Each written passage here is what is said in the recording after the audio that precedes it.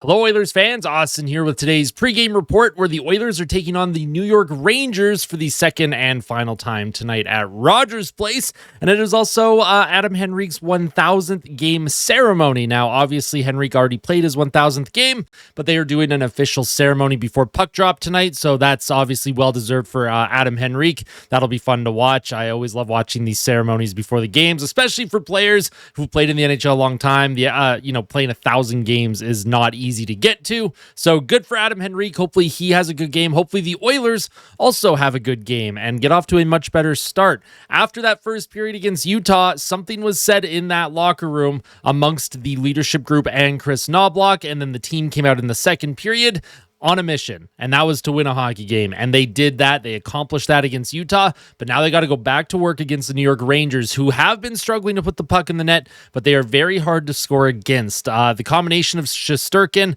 and Jonathan Quick in their crease is very difficult to get through if you are a goal scorer. But Trent Frederick in the last meeting against the Rangers scored on a breakaway. So maybe Trent Frederick, maybe this is the team where Trent Frederick goes up against and he's like, I hate the Rangers. This is the team that I am going to turn my whole season around against right now. I would love to see that. Hopefully Trent Frederick has a good game, and hopefully the Oilers as a whole have a wonderful game. So in today's video, we're going to discuss the projected lineup for the Edmonton Oilers. No changes from the other night, but I'll still talk about it. I'll talk about the stats for both teams, where they rank across the league in different categories. I'll talk about the keys to the game, players to watch, and of course, my score prediction. Let me know all of your thoughts in the comments section below. Smash that like button and subscribe to the channel if you are not yet subscribed. Of course, I did mention in a couple of my previous videos that for the foreseeable future, there will be no live streams. Obviously, if you see a live stream scheduled a couple hours before puck drop, then I will be going live. But just with my work schedule and my league schedule with NHL 26, I'm in like a league on Xbox. I'm just unable to do live streams right now. So I do apologize, but you still get the daily content. You still get pregame reports, postgame fan reactions, day after discussions, except for yesterday because I was tired after all the travel. So I didn't do a day after yesterday. Apologies for that. We'll get back. We're going to get back on track here with the day afters, I promise. Let's get into the projected lineups for your Edmonton Oilers. On the top line, you have Nugent Hopkins with Connor McDavid and Andrew Mangiapane, and I like the look of that line a lot. McDavid and Nugent Hopkins connected for a beautiful goal against Utah, a little give and go, and Connor McDavid finally is able to start putting the puck in the net. He had 2 goals against Utah, so maybe that is a sign that this is going to snowball a little bit in a positive way for Connor McDavid. Obviously, I don't think anyone truly believed that McDavid was going to end the season with around 8 or 9 goals like he was originally projected before that game against Utah. But for Connor McDavid, hopefully this is a sign of things to come, and hopefully for the team as a whole that this is a sign of things to come, that they are going to, October's over now, right? It's October 30th today. We know the October Oilers are always notoriously difficult to watch. They always struggle to get wins, but you know what? They're 5-4-2 right now, and let's see if they can find a way to go 6-4-2 after tonight.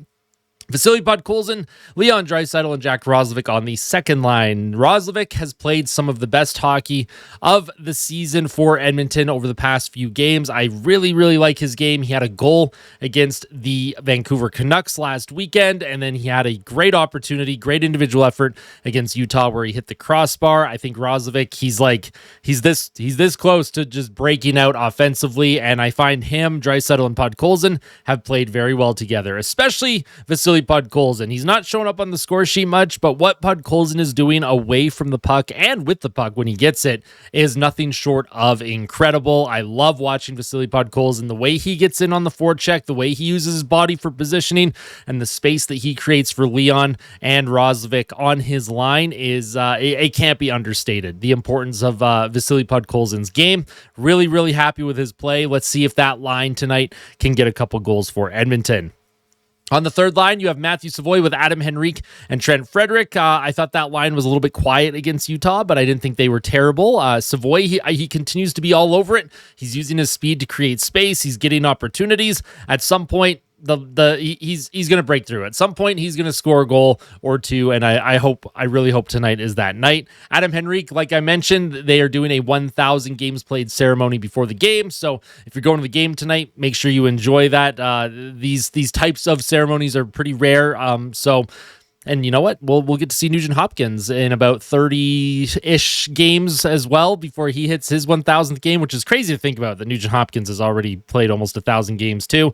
I remember when he was drafted. I had just graduated high school, so pretty crazy to think about. Love to see that. Obviously, it makes me feel a little bit old, but you know what? That is how the world works. That is how time works, folks. On the fourth line, you have Howard with Tomaszek. The Oilers, of course, going with 11 forwards instead of 12. I thought Howard and Tomaszek in their limited ice time were effective. Howard was getting some shifts with the big dogs. He made a goal count play next to Adam Henrique. So hopefully for Ike Howard, 2 goals on the season now. Maybe you start to see his game really flip around as well. There was a lot of talks that he was going to be the obvious guy sent down to Bakersfield once Zach Hyman is healthy.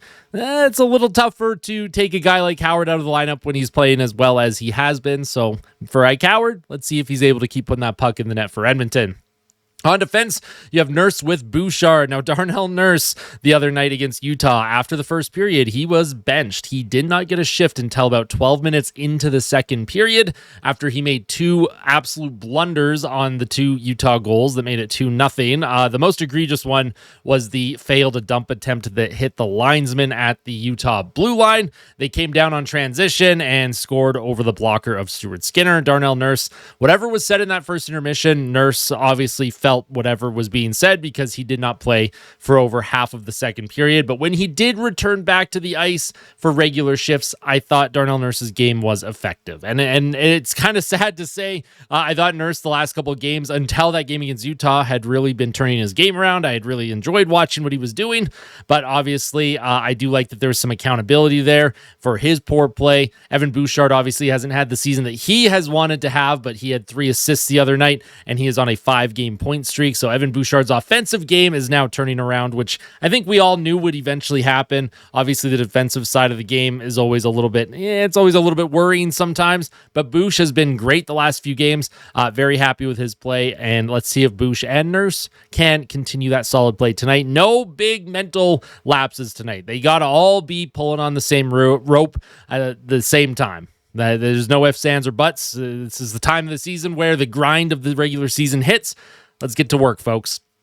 On the second pair, you have Ekholm with Wallman. I think Jake Wallman has been, he's not the MVP of the season for Edmonton, but since his addition to that defensive lineup, the team looks much, much better in their own zone. Jake Wallman, he makes great reads when he pinches at the blue line to keep plays alive. He makes great reads in the defensive zone. He's been good with his stick. He's been good on his feet. For Jake Wallman, very happy with his play, settling Matthias Ekholm down just a little bit. Obviously, Ekholm, wily vet. His game's going to be just fine this season. He might still be coming off whatever injuries he was dealing with during the Stanley Cup final. But for Ekholm and Wallman, I do like that they're on that second pair together. I think they played good against Utah. Let's see if they can keep that going.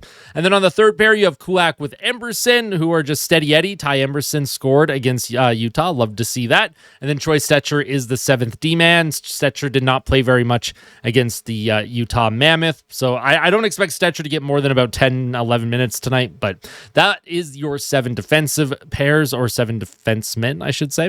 Stuart Skinner gets the start tonight. Stu had a very, very, very tough start against Utah, but after that third goal against, he locked it down, and the whole team collectively got to work and got the job done. For Stuart Skinner, mentally, he's got to just be focused all game. You can't afford those plays behind the net where you're just not really feeling it. The puck bobbles over your stick. It's in front of the net.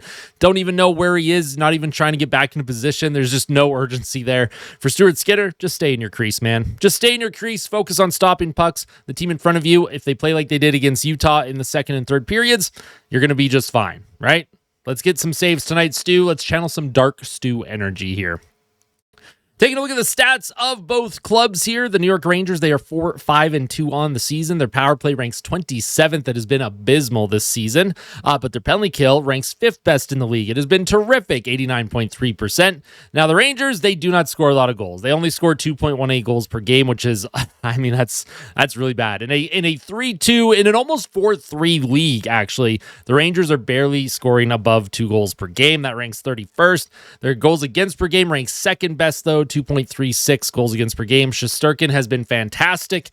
His record, I think, is 2-4-1, but obviously in those losses, most of them, the Rangers aren't even scoring one goal, so that he can't hold that on Shesterkin. He's been great for the New York Rangers. Let's see if the Oilers are able to break through a little bit tonight. Expected goals for the Rangers at 5-on-5. They rank 4th at creating chances, so 55.42%. Shots for percentage, they rank 12th, and team save percentage at 5-on-5, 930, a 93.01%. For the Edmonton Oilers, it's going to be tough to break through to their defense and their goaltending, but I do like the Oilers' chances here. I think the Oilers, historically, they do play the Rangers pretty well, especially on home ice, so we'll see if they're able to keep that trend going tonight. The Oilers on their power play, they rank 4th at 30%. Their penalty kill ranks 13th at 82.1%. Their penalty kill has been great. Love to see that. Goals for per game, they rank 18th. At goals against per game, they rank 17th. Expected goals for percentage, they rank 16th. Shots for percentage, they rank 3rd. And team save percentage at 5-on-5, they rank 26th. So they just need a few more saves at 5-on-5, and they're going to be golden. The advanced stats are starting to turn around. The actual stats are starting to turn around. Special teams has been decent for Edmonton, especially their power play. It's been red hot. Penalty kill, I do like that it's in that 80% range. If it stays there all season, I'll consider that a win for this team. They got to just make sure that they are on the ball right at puck drop. They can't afford to keep falling behind in games. They got to be right on the ball, right at puck drop at 7 p.m. tonight. Now, the keys to the game for the Edmonton Oilers, just do whatever you did after the first period versus the Utah Mammoth. Though the final 40 minutes against Utah was textbook Oilers hockey. It was textbook hockey in general. That's just how I imagine this team should be playing every single night. They were getting in on the forecheck. They were generating scoring chances. They were playing well defensively, and they were playing responsible in the neutral zone. Attention to detail is important, and that's what they did for 40 minutes out of the 60 against Utah. If they play like they did against Utah, but for a full 60 minutes, the Oilers should have no problem tonight. I'm not even remotely concerned. They should be able to pull out the dub. For the New York Rangers, because they struggle at scoring goals so much, they need a little bit of grit going on. They need to start crashing the blue paint. They need to start throwing pucks on net from everywhere and playing with a little bit of emotion. After whistles, get into the grill of Stuart Skinner. Get into the grill of Oilers defensemen. Try and instill some kind of emotion, some kind of heartbeat. The Rangers right now, they're still trying to find their game, and as an organization, I think they're trying to figure out if they are a fringe playoff team, if they should be trying to maybe focus on a rebuild in the next year or two. But for New York, they just don't play with a lot of emotion. They need some emotion in their game. Crash the blue paint, put everything on net, see what happens. You might get a few lucky breaks, especially against Stuart Skinner. It seems like there's a lot of lucky goals that go in on him. So for the Rangers, just try and crash the blue paint and get into the grill of the Oilers a little bit tonight. Now, my players to watch, I could have easily went with Adam Henrique for Edmonton because of the 1,000 games played ceremony, and Connor McDavid is usually an obvious candidate for most nights. He's usually always a player to watch, but because McDavid scored 2 goals against Utah, and he had been struggling to score before that, I want to see if McDavid can follow this up with a second good game in a row. I'm not saying he needs to score a goal tonight, but let's see if that confidence is there. Let's see if he has a bit of an extra jump in his step now that he has gotten on the score sheet just a little bit more in recent games. And for the New York Rangers, we're going with Mika Zibanejad. This team struggles to put the puck in the net. They struggle to produce offense, but Zibanejad has 5 points in his last 5 games, so he is the player to watch for the New York Rangers. Now, when it comes to the score prediction, no hesitation in this one. I'm going to say the Oilers are going to win. I say 3-2 in overtime with a Matthew Savoy goal somewhere in this game. Doesn't necessarily have to be an OT, but I'm going to say 3-2 Oilers in OT. I think it's going to be a bit of a low-scoring game. I think it's going to be a solid defensive effort. Probably not nearly as exciting as the Utah game was, but hopefully the Oilers do not fall behind early like they did against the Utah Mammoth. That is it from me, folks. I hope you enjoyed today's pregame report. If you did, smash that like button, and if you really liked it, make sure to subscribe to the channel. I'll see you in the postgame fan reaction. I'm also very excited that the Jays are 1 win away from winning the World Series. I really hope I get to see that tomorrow night. So we'll see. We'll have to see, folks. Go Jays, go Oilers. Tell them that you love them. And as always, fight like a kid, fight like Ben. Let's go Oilers. We'll see you soon. Take care.